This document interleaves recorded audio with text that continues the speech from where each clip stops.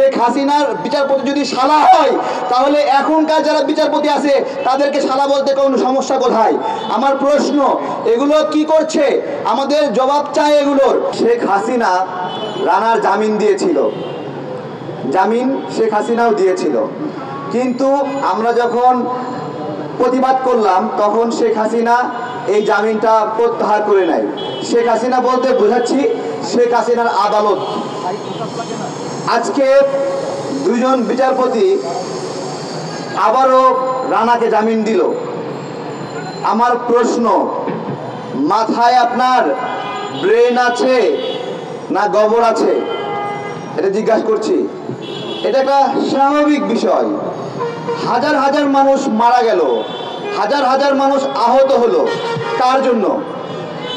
এটা পরিকল্পিত হত্যাকাণ্ড ছিল কিনা আমি যদি আইনজীবী হয়ে ওই বিচারকের সামনে দাঁড়ায় প্রমাণ করতে না পারি, রাজনীতি ছেড়ে দেব। কিন্তু আমি একজন আইনজীবী না, সেহেতু রাজনীতির মঞ্চ থেকে, প্রেস ক্লাব থেকে বলছি, রানা ওই দিন শ্রমিকদেরকে জোর করে রানা প্লাজায় ঢুকায় এবং 3 শিফটের শ্রমিককে এক জায়গায় করে।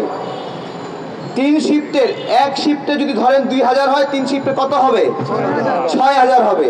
তাহলে ওই বিল্ডিংয়ে 2000 ধারণ ক্ষমতা 3 শিফটে কাজ করে। তাহলে সেখানে 3 শিফটে 3 গুণ মানুষকে ওই বিল্ডিংয়ে ঢুকাইছে, যার ফলে ওই বিল্ডিং লোড নিতে পারে নাই। ওই বিল্ডিং আগে থেকেই ঘোষিত ছিল যে এইটা একটা ঝুঁকিপূর্ণ বিল্ডিং, ফাটল ধরেছে, তারপরেও জোর করে সেই বিল্ডিংয়ে ঢুকালো। এরপরে আসেন যে এইটা একটা ক্রাইম কিনা, কেন ঢুকালো? ঢুকিয়েছিল ওই দিন আওয়ামী লীগের প্রোগ্রাম ছিল, সেই আওয়ামী লীগের প্রোগ্রামে লোক নেওয়ার জন্য সে তার গার্মেন্টসের সমস্ত কর্মীকে 3 শিফটের এক জায়গায় ঢুকায়ে জোর করে লাঠি দিয়ে পিটায়ে পিটায়ে ঢুকাইছে।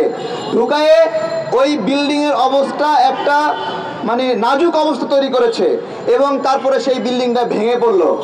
এই হলো রানার একটা অপরাধ যে সে শ্রমিকদেরকে জোর করে ঢুকিয়েছে, যার কাজের শিফট ছিল না তাকেও সেখানে ঢুকিয়েছে। এরপরে বলেন এইটাকে একটা হত্যাকাণ্ড হিসাবে ধরে নেওয়া যায় কিনা? এই বিষয়টা প্রমাণ করার জন্য কত বছর লাগবে বলেন? এই বিষয়টা এত বছরেও রাষ্ট্র প্রমাণ করতে পারেনি যে রানা একটা অপরাধী, রাষ্ট্র প্রমাণ করতে পারেনি। আমার কথা, যারা attorney general, deputy attorney general রাষ্ট্রপক্ষের হিসেবে ওইখানে ছিলেন, তারা কি ঘুমাচ্ছিলেন? তারা কেন রানার জামিনের যথাযথ বিরোধিতা করেন নাই? নাকি আপনিও রানার টাকা খেয়ে নমনীয় ছিলেন? আজকে আমরা এই প্রশ্নগুলো করছি। রানার টাকা কে কে খাইলেন সেই হিসাবটা চাচ্ছি। শুধুমাত্র 2 বিচারপতি রায় দিয়েছে, তারা তো খাননি। আইনজীবী সেও খেয়েছেন, রাষ্ট্রপক্ষের আইনজীবী সেও নমনীয় ছিলেন। সব কিছু মিলিয়ে টাকার একটা হরিলুট হয়ে রানাকে জামিন দেওয়া হয়েছে। এখন আমার যে প্রশ্ন, অনেকগুলো কথা রয়েছে। রানা প্লাজার ক্ষতিগ্রস্ত যে মানুষগুলো, সেই মানুষগুলোকে ক্ষতিপূরণ দেওয়ার কথা ছিল। মতিয়া চৌধুরী হাসতে হাসতে এবং উল্লাসের সঙ্গে বলেছিল সংসদে যে রানা প্লাজার মানুষের জন্য ত্রাণ এসে, সহযোগিতা এসে রাষ্ট্রের ব্যাংক, রাষ্ট্রের অ্যাকাউন্ট, শেখ হাসিনার অ্যাকাউন্ট ভরে গেছে। কত টাকা এসেছিল? 127 কোটি টাকা এসেছিল কয়েকদিনের মধ্যে। এই টাকা কে দিয়েছিল? আমি আপনার মতো নাগরিকরা এই টাকা দিয়ে ব্যাংক ভরে দিয়েছিলাম। অথচ কয়েক মাস পরে ওই সময় কবির বিন আনোয়ার, সে প্রধানমন্ত্রীর ওই সময় দায়িত্বশীল ছিল প্রধানমন্ত্রীর কার্যালয় থেকে, শেখ হাসিনার হয়ে বক্তব্য দিল যে রানা প্লাজার জন্য 19 কোটি টাকা ব্যয় হয়েছে এবং 19 কোটি টাকা যদি ব্যয় হয় বাকি থাকে কত টাকা? 108 কোটি টাকা বাকি থাকে।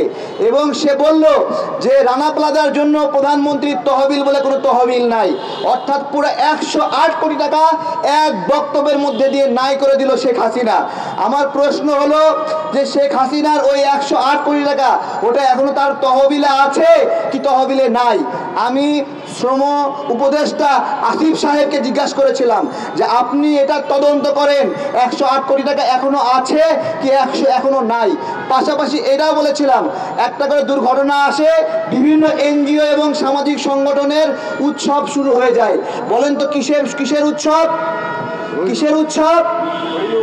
টাকা সংগ্রহের উৎসব শুরু হয়ে যায়, তাদের চোখ চকচক করে, এই তো টাকা সংগ্রহের সুযোগ আসলো।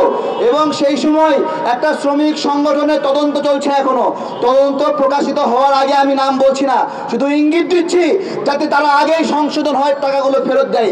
লন্ডনে গিয়ে আমাদের এই যে আমি যে এরকম প্রেস ক্লাবে শেখ হাসিনাকে গালিগালা করি না, বকওয়াজ করি না, ওই রকম আরেকটা সংগঠন আছে তাদের শ্রমিক সংগঠন, তারা এরকম বকওয়াজ করে। তারা লন্ডনে গিয়ে সেমিনার করেছিল এবং লন্ডনে আমাদের প্রবাসী ভাইদের কাছ থেকে টাকা তুলেছিল, কয়েকশো কোটি টাকা তুলেছিল। সেই টাকাগুলো রানা প্লাজার ক্ষতিগ্রস্ত কেউ 1 টাকাও পায় নাই। রানা প্লাজার শ্রমিকরা এই নিয়ে কথা বলেছিল, একজনের রক কেটে দিয়েছে কিছুদিন আগে। তো এই হলো অবস্থা। রাষ্ট্র কে চালাচ্ছে আমি যাচ্ছি। শেখ হাসিনার বিচারপতি যদি শালা হয়, তাহলে এখনকার যারা বিচারপতি আছে তাদেরকে শালা বলতে কোনো সমস্যা কোথায়? আমার প্রশ্ন, এগুলো কি করছে? আমাদের জবাব চাই এগুলোর।